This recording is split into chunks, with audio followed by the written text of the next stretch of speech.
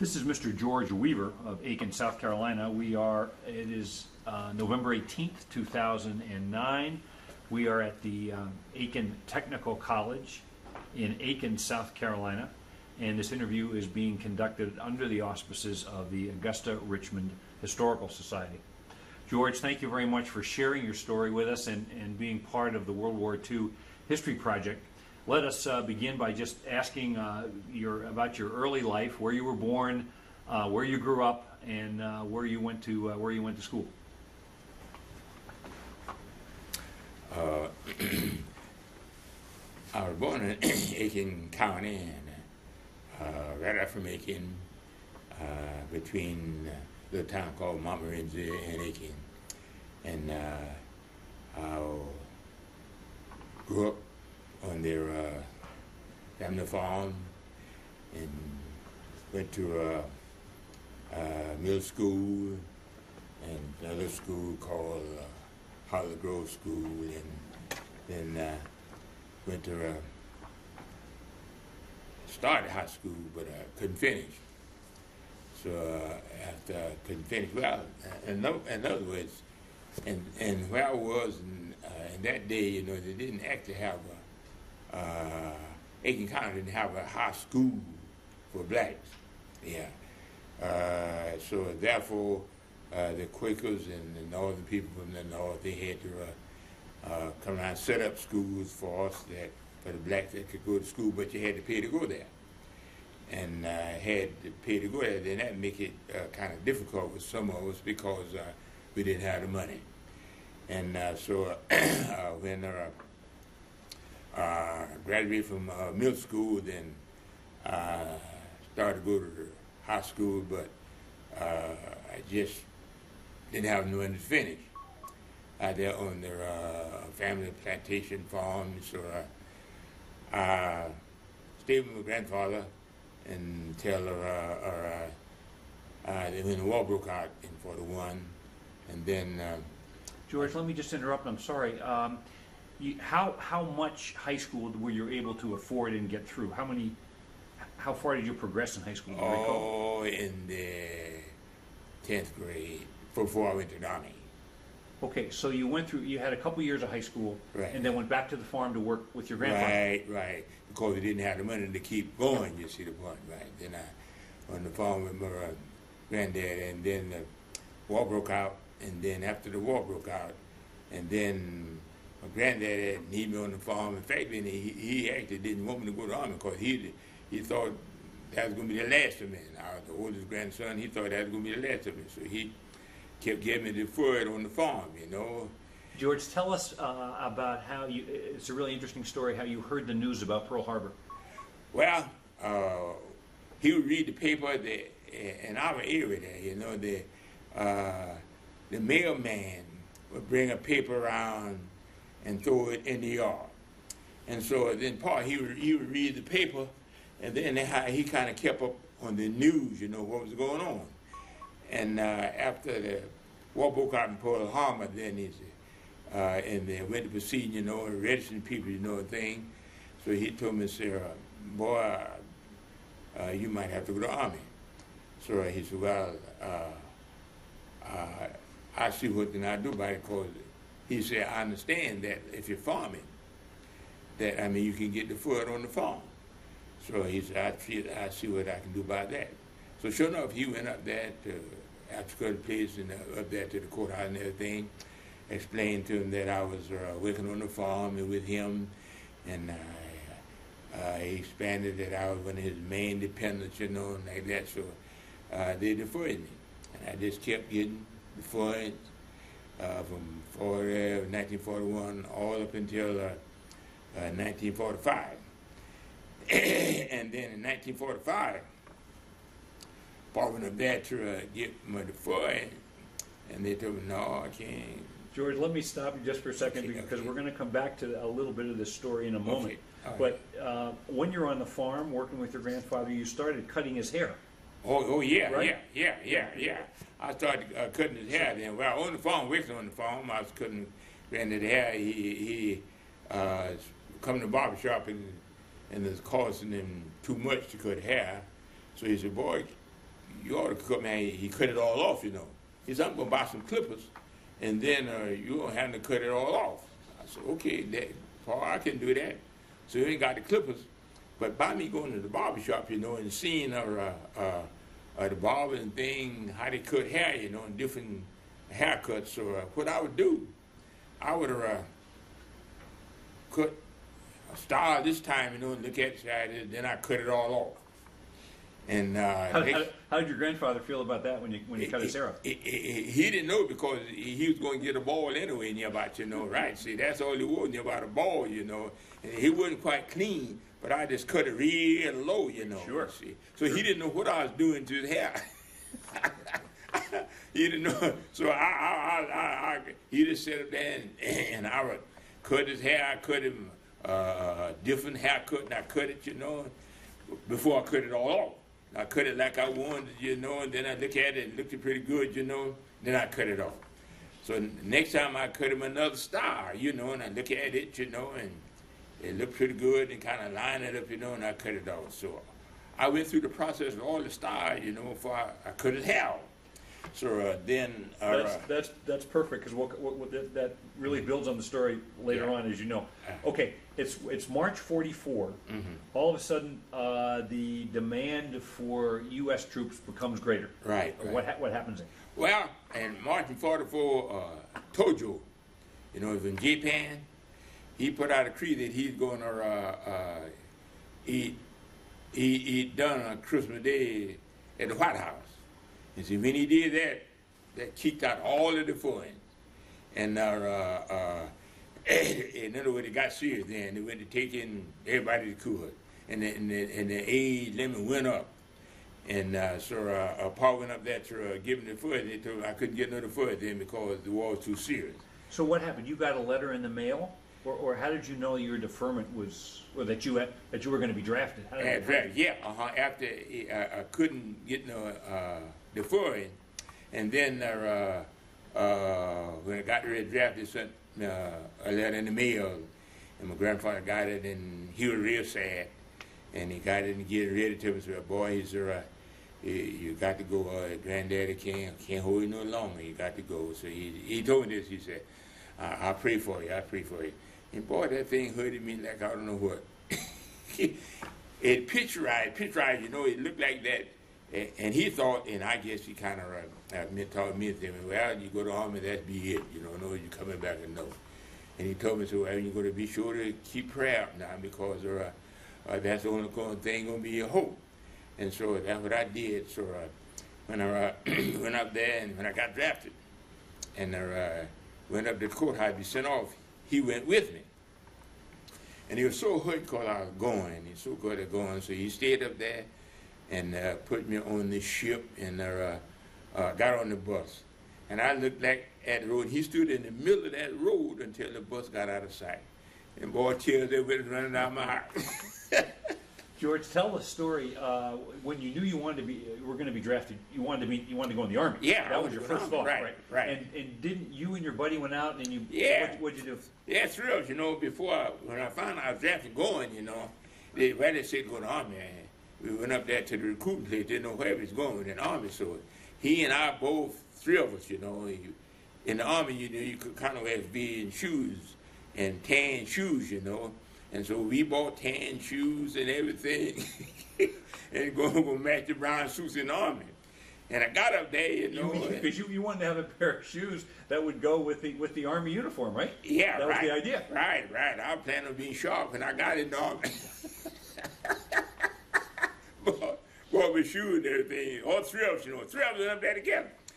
And we went up there to recruiting office, you know, and then interviewed them. And they both went to the Army.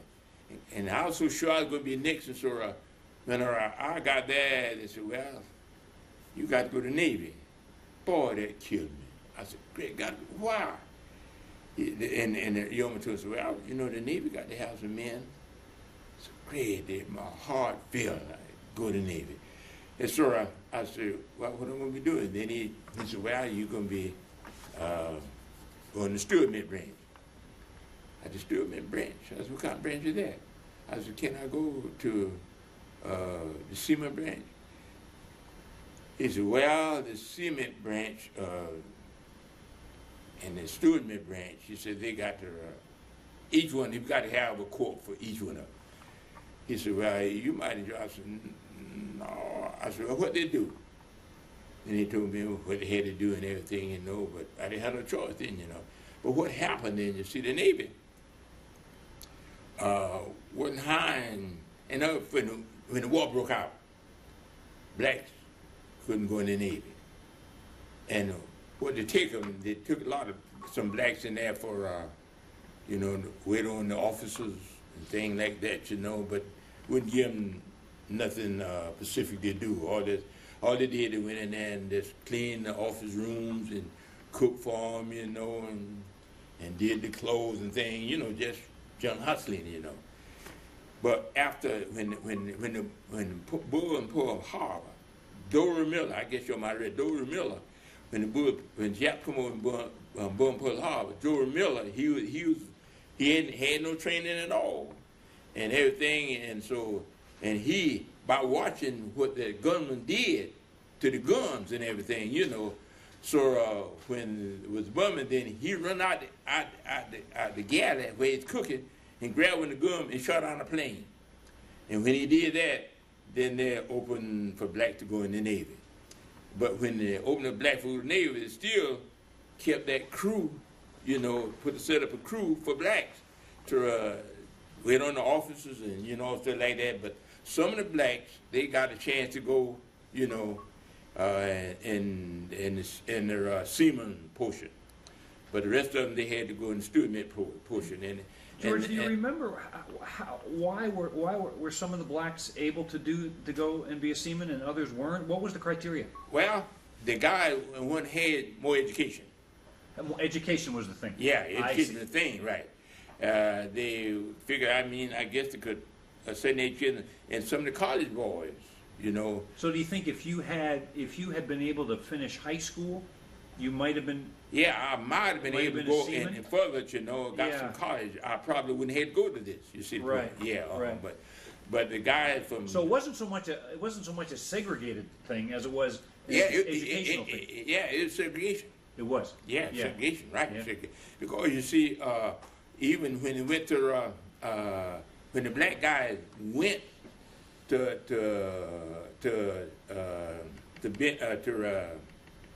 Chicago to the seamen, they couldn't be with the white. I see. Okay. Yeah, okay. Right. So it just segregated. And then in our crew, we couldn't be with the white boys either. Just the system they had. Sure. Yeah, had here, up there, and there, over there. And so then they sent me to Bainbridge, Maryland. I went to Bainbridge, Maryland, and that's where I took my boot camp and everything, and all this group there, and when I finished my boot camp, and I stayed there a while, and then George, tell us what that training was like. Tell us what that training was like. Well, that training, it took Navy training. Yeah, it took the Navy training because we had to because we'd be on ship, we had to get the same thing they had or survive, you know. Give us all the training, everything that we needed, you know, to survive, you know, when we got in service. You see, got in combat.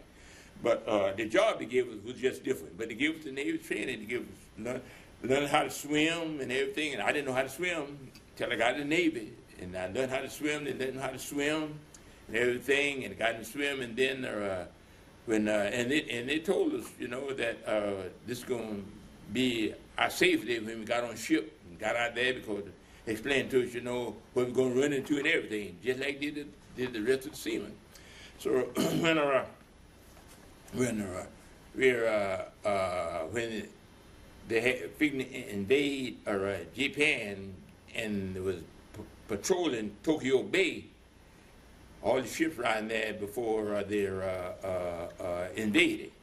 So when they did that, then, you know, they made up this crew. Well, sent us down there to patrol Tokyo Bay. George, let's go back to Bainbridge for a second. During your basic, were your instructors black or white? Yeah, instructors were black. The instructors were black? Yeah, instructors were black. Were there white instructors instructing black sailors and vice versa, or is it? Well, was it all separate? The white sailors, they was like over the black instructors. They had what's called, they had set up like you could get class 1, class 2, and the steward mate, but it went up till you get to when you get to first class, and then you know the white they was on up there, and the guys had to work under them. You see the point, Okay, right? okay. And they would give the orders to the black guys. But basically, you were being trained by black trainers. Okay. Right. Trained by black. Right. Okay, so well, they had to get orders from the white. You're at Bainbridge and you're being put through the normal Navy training. Yeah. Right. And then where were you assigned? What happened there? Well, when I got signed, and then, like I said, they were figuring their invade Tokyo. But then made up a group then to go down there patrol to patrol Tokyo Bay until to get set up what they're gonna do. So then our group was in this group that got up and on the ship. They sent us down there at Tokyo Bay. But going to Tokyo Bay and we went around the Guadalcanal and all before we got down there and Tinian, Saipan, all of them down there until we got to Tokyo Bay. So, George, what coming out of Bainbridge, what ship were you assigned to? the Valeria. Yeah. Spell that for us. It was V-A-L-A-R, the Valeria. V-A-L-A-R-A-R-O-I, something like that. Okay, and what kind of a ship was it? It was a cargo ship. Supply Right. ship. Yeah, right, cargo ship, right. And so when going down there, then I found out I was going to go down there, and then I didn't want to be in all that invasion, so I put in for sea duty, Hang on one second. land duty. Before we get to that, tell me, refresh our memory again. What types of things what were your duties on the ship? On the ship, on the ship, I was doing this, making up beds and cleaning the offices and things like that, and in the child hall, waiting tables and things like that. How about sleeping and latrine conditions on the ship? Well, we had our totally quarters. separate. Yeah, Totally we separate. had our quarters, right? Yeah. Or the blacks had their quarters, right? Okay. And on the ship, and then the whites had their quarters. You see the point? We had our quarter on the ship, and they had their quarter on the ship, Sure. right? So then we was outlined, where we need to go when we come with our quarters to what we had to do. And the white, they had to do the same thing, right? Right. So, but it was division split, but everybody knew what they had to do and train what they had to do and when they had to do it. And like when they told us when, like say if and they trained us to all the signals that danger come, when the signal danger come, and then we all had the same signal and we all go and verge, we go out there and do certain things, right? So, Okay, I interrupted your story. You were Okay. talking about rumors going around they're going to invade Tokyo. You get over there, you're kind of supplying these various islands and Right, so on. right. But your work in supplying only happened after the island was secured, or after I was secured. right? So you really you didn't see much combat. No, well, on Guam, let's see what happened. We was going from one island to another. You see the point, right? And when and while we was doing that, then the VJ Day came. You see, VJ Day came. When VJ came, then by me I had put in for land duty. Then they stuck me on Guam. They put you on Guam. Yeah. Okay. Right, stuck me on Guam. You see, cause I put in for after for I figured it gonna be kind of rough around Tokyo there with the gun things. So I put in for land duty. And after I got tricked, because see after VJ after they surrendered, you see, then I was still on the ship, but I had to put in for land duty. So they accept my request, and they dropped me off land duty in the ship Guam. But I actually wasn't still on the ship then, but after they dropped me, then I stayed on there on Guam. Okay, so you're now on Guam, Uh-huh. and what duties do you have on the island? Well, on the island there, on Guam there, on the island there, it was, well, in that particular time, they had to kind of recruit the island, you know, had to, when I say recruit it, you know, get it basis for, I said they're doing for after the war's over, right, and they're getting prepared and stuff had been messed up, you know, and the Japs had mines and things down there, and then had to do all that. So, what they was going to do is going to put me as a steward on the plane, you know, where I could serve the officers and things on the plane. But come out there, they didn't have no barber on the island. They had no barber on the island, so, and I told my yeoman, I said, I can cut hair. Because you had cut your grandfather's hair several years ago. Yeah, I told him I can cut hair. He said, you can cut hair? I said, yeah, man, I can cut hair. But he said, okay, all right, you can cut hair. He said, I'll tell you what we'll do. So you cut hair, then, I mean, you know, you just stay here and be the barber. I said, okay, I can do that, you know. Kind of shaky, but I said, I can cut hair. So it's okay. So what they built me a barbershop, you know. Built me a barbershop, you know, and bought all kind of tools, you know. I mean, all kind of tools. The barber needed to fill it up, you know, and put me 2 chairs in there, you know. Man, I was on top of the world then. Oh, you felt this had to be the greatest thing in the world. Yeah, man. You're not waiting on the officers anymore. Right, had to be barred, the officers had to be doing all that. I just sit in the barbershop. And bad part, you see, I'm more boss in the barbershop, you know. Oh, I was somebody. So, base was, you know, when the yeoman, you know, he was a white guy. He come in there. Well, George, so wait a minute. But in the beginning, all you're doing is cutting black hair, right? Yeah, all black hair. Just in the beginning, yeah. Right, all black hair, right. And the yeoman come there. He said, well, my name was George Weaver, and the officer, the black officer in there, he's petty, call him petty officer, and he started calling me Weaver, to call me Bo. So the yeoman, he started calling me what their petty officer called me. He said, Bo, he said, man, what about cut my hair? He's a white guy, he cut my hair. I said, oh my goodness, I ain't never cut no white hair, you know. It's a little different from our hair, you know. I said, oh my goodness. So I give him a haircut. And the boy, they dragged me. They said, boy, you get that man a haircut. And he went to the shower hall, and that got put on a pole for one to even hat on. Yeah, the white guy said, I've got to leave my hat on during rest. He wasn't that bad, you know. It was such a bad haircut. It wasn't that bad, but they got on me, you know. He thought it was terrible.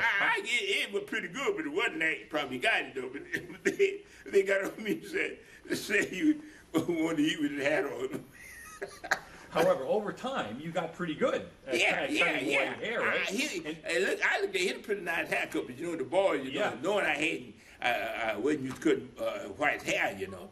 So they teased me, you know, say, you messed him up. You messed him up, team. So at the end of the day, you're cutting all the soldiers' hair. But not the day. I mean, some of the guys, I seen that night, because some of them, you know, they be, in other words, they had cooks, you know, and they work at night, preparing the meal for the next day. So them they had shift, the one shift for the night, you see, they be coming after they knock off, you know, and get a haircut. You like that, you know. So I enjoy waiting on them. So I just sit there, you know, and read my books and everything. But they was in, and then the guys that come off the ship, you know, like the ship, cargo ship come in there and stay a few days. They come in there and get the haircuts and give me a tip, you know. Boys, George, did you charge them for a haircut? Did they have to pay? No, for a haircut? No, they didn't have to pay. So they just gave you some tips? They just give me a tip, you know, for giving me a haircut, because they couldn't get no haircut, you know, because nobody hardly cut the hair.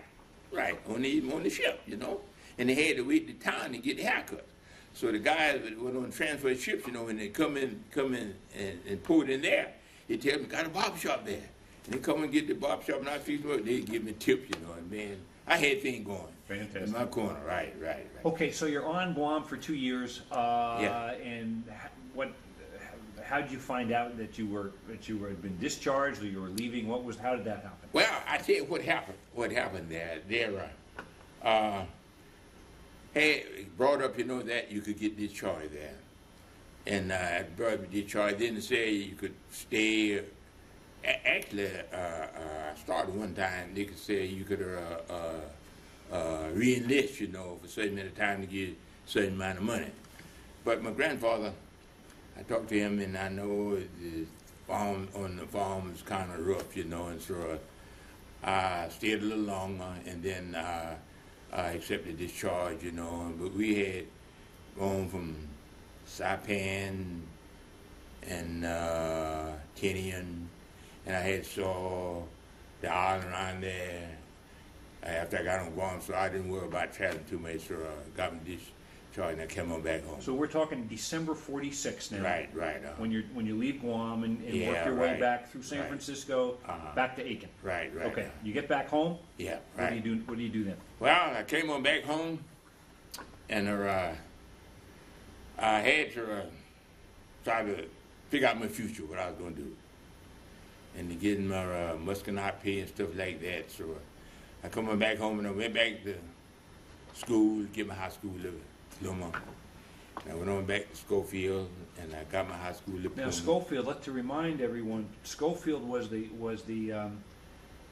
blacks only school. Yeah, and it was Schofield. Charged the tuition. Yeah, Schofield was supported by the Quakers from New York. Okay, you couldn't afford it, but now you go back on the GI Bill. I can go back to school now on the GI Bill. Right, so I went on back to school. After come out, I went on back to school and still working there, and went the barber shop. Helped my grandfather at the farm a couple of days, and then I go to on the weekends and barber shop. So I was going to school, and I went in Aiken there, and Mr. Jack Drummond, he had the barber shop there, and I actually didn't need a barber. He said, "You need a barber?" I said, "Yeah, man, I was a barber then. I didn't cut hair then, you know. I was a barber." He said, "You a barber?" I said, "Yeah, I'm a barber." He said, "You got a license?" Certainly. I said, "No, I ain't got no license." He said, "Well, I tell you what, you come in here and cut hair, and then we can get your license, and you can go to Columbia Barber College." I said, "Okay, all right." So he got ready. So the man came around there, and I ready to go to Barber College. So I was cutting hair in the barber college, and so cutting hair in the barber shop. And then I left there. I cut hair. Go to the barber college at night. Come back. Cut hair. Go to barber college at night. Then work on the farm. And on the weekends and next Thursday and Friday, and I go to the barber shop and wait. And then I go to barber college. And then the GI Bill come out that you could go up here in the Bainbridge Academy to the technical school. Had training, you know, for different trades.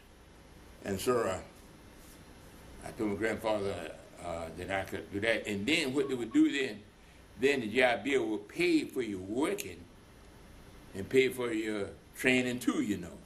So I come back to my grandfather. He said, "Well, boy," he said, "Hey, do what you got to do for your man now."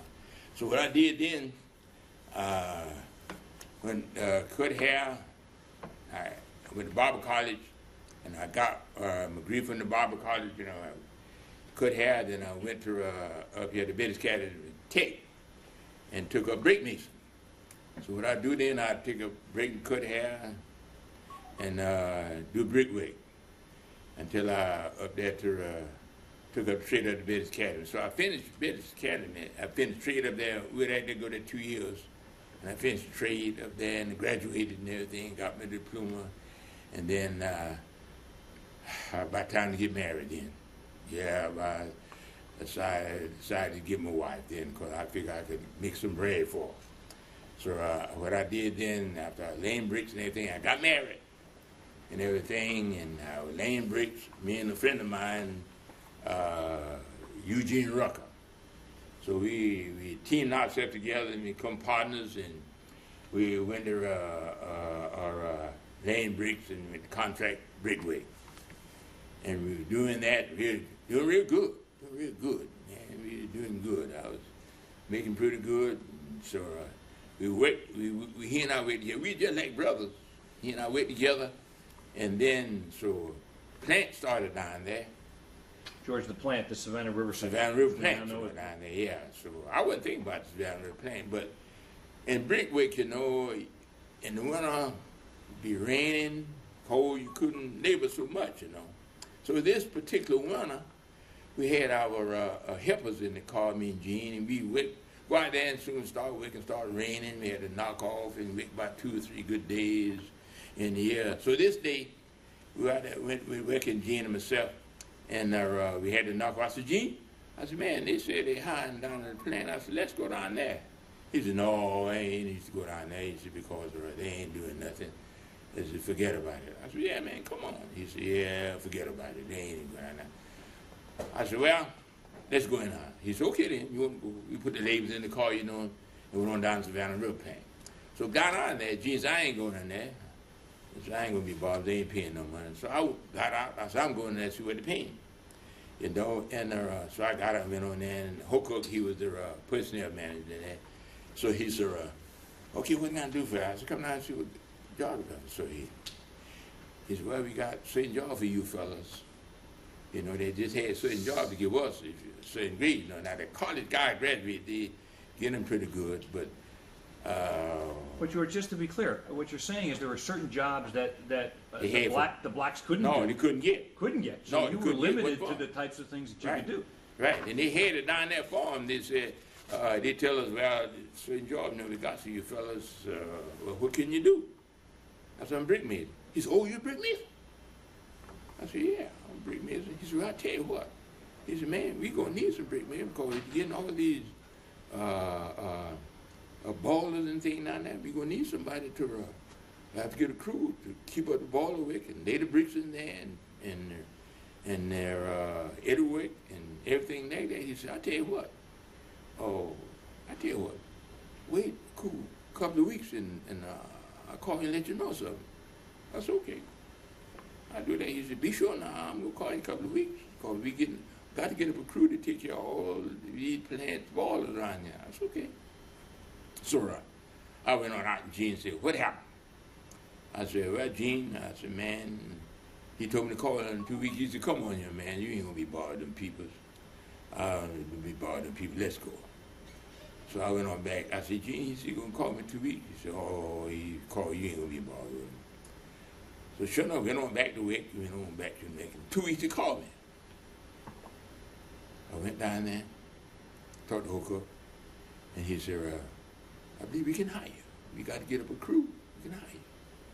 You should know some of your friends, brick mason. So I know a couple of you know, and he said, right, get them together and come on down here. But George, the crew had to be all black. Yeah, right? all black. Had to be all black. Oh yeah, it had to be all black, right, right. Yeah. He said, okay.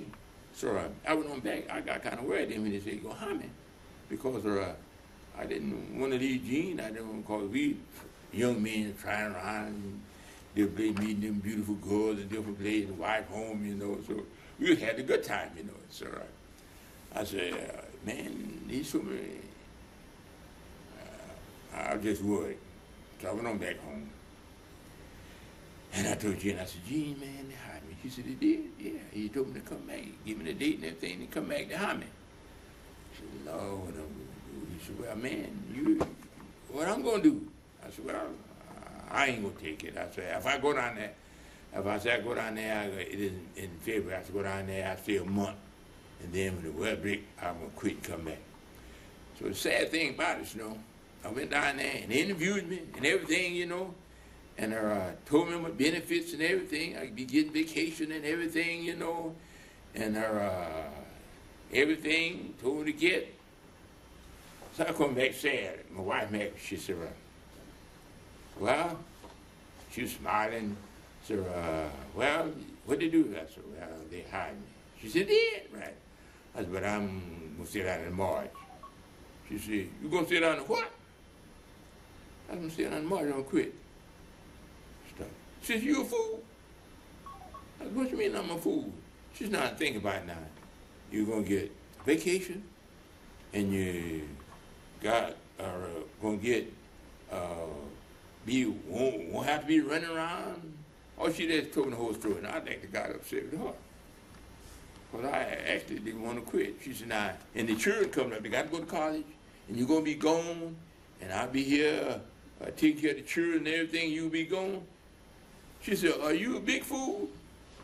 I said, no, I ain't no fool. And that upset me then, you know. I said, now my wife talking like this, you know, I got to do something. So I went and told Jean. I said, Jean, the manager said that, man, she really insane. I said, but I tell you what, I'm going on back down there. And I said, I ain't going to sit down until March, and then I come out. I said, I tell you what I'm going to do. You keep the job going. Every afternoon I'll wake off, knock off, dew point, I'll wake. And then on Saturday I'll wake. I said, until March comes. But boy, when March comes, that wife, she didn't hear that. And that March lasted for 33 years. I stayed down there, and I'm glad I did now. I'm glad I did now, because a lot of those guys, the brickmakers, you know, they got old like me and couldn't lay brick. George, you told me as part of this story that in the 60s, during the civil rights movement, that your bosses at the Savannah Riverside came to you as a result of the civil rights legislation, right, and were able to offer you a better job. Oh, yeah. Talk a little bit about that. Down there then, you know, at the civil rights movement, then they had to go around, you know, and offer us better jobs. In other words, when they got this group all black, and then they wouldn't let us mix with the white, and they didn't give us the salary to give white. You give them more than to give us, you see. And so we hung there until the civil rights movement. And when the civil rights movement was, then they had to come around and offer us more jobs. When they offered more jobs, by me had finished high school, you see, then that gave me a better opportunity. And to take the test and everything, and I was about ready for them then, because what they had down there was math and stuff like that. I'm familiar from finished high school, and also going to the Columbia Barber College. So at that then, and I passed the test, and they put me in the mechanic with the white guys, you see, and put me in mechanic with white guys, and I went to do mechanic work. Then I took up welding, took up plumbing, right. And I tried to get everything while I was down there, so when I come out down there, I'd be in pretty good shape. So I took up all of that, and I looked what I could when I was down there. And I learned all about masonry and everything like that. So when I quit, then I went out on my own, right? Went out on my own, and I formed what you call we were plumbing and repairing. And you're still doing that today? Yeah, I'm doing that today, right. George, that was an absolutely marvelous story. Yeah. One final question before we end. Looking back on your time in the Navy, how do you feel about that? Was that something that was valuable to you? Did you feel? Well, I tell you did you get some satisfaction out of? Well, I tell you, after I got here, I got over it. I said, my going to the Navy was the Lord doing, because I mean, He made preparation for a brighter future. You see what I'm saying? Now, see, if I hadn't went in, see, I made my future bigger by getting the muscle I paid, and I could do that and develop into other consequences, you see, for my future, you know. So if the Lord doing it, and I appreciate going by the Navy now, because, I mean, then I got veteran benefits and stuff like that, you see. It's just a blessing for me. But you see, by me not going, you know, by not knowing, and if I hadn't went, I wouldn't have had this benefit. And wouldn't have had the opportunity, the money, to get the trade that I had. You see the point? I probably still been winding up cutting hair. Sure. But see, after the Lord made this arrangement for me, then I cut hair and then got other trades, you see. Then after I got there, I stopped cutting hair. You see, I just went out doing bigger things, you see the point. And then he just had other things that advanced for me, and I just kept going. And I thank Him for it, too. George, thank you for sharing your story. Yeah. Not only is it a story about your World War II experience, but clearly it's an American story, no question. Yeah. So thank you so much for that, and we You're appreciate you sharing it with us. Yeah, right. Thanks. Right.